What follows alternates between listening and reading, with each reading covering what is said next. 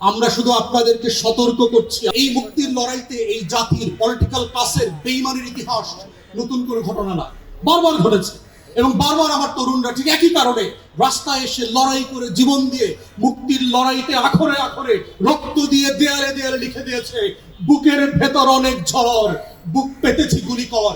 কারণ এই ঝড়ের সিমটমটা একদিনে তৈরি হয় নাই, বসন্তে বসন্তে শেষে কালবৈশাখী এসে আমার তরুণদের হৃদয়ে সেই ঝড় তৈরি করে দিয়েছে টর্পেডোর মতো করে, যেটা 24 হয়ে ফিরে আসে, যেটা 90 হয়ে ফিরে আসে, যেটা 71 হয়ে ফিরে আসে। এবং আগামী দিনগুলোতেও বাংলার এই নেপোকিস্তের বিরুদ্ধে এই ঝড় আবার ফিরে আসবে। খোদার কসম লিখে রাখেন, ইতিহাস তার নিজস্ব গ্রামার ফলো করে আবার ফিরে আসবে আপনাদের বিরুদ্ধে। আপনাদেরকে ওয়ার্ন করছি, আপনারা আমাদের শত্রু রাজনৈতিক দল না।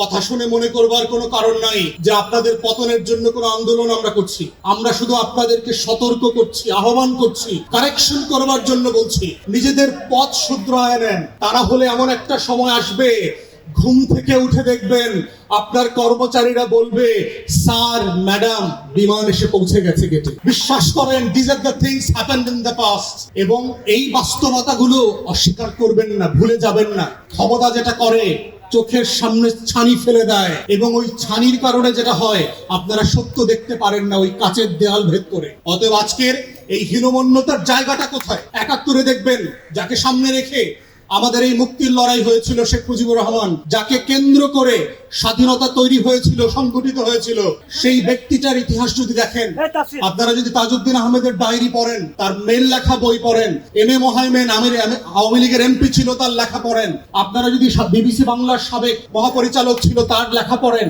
আপনারা দেখবেন পাতায় পাতায় শেখ মুজিবের হীনমন্যতার কথা আসছে 71-এর মুক্তিযুদ্ধ নিয়ে।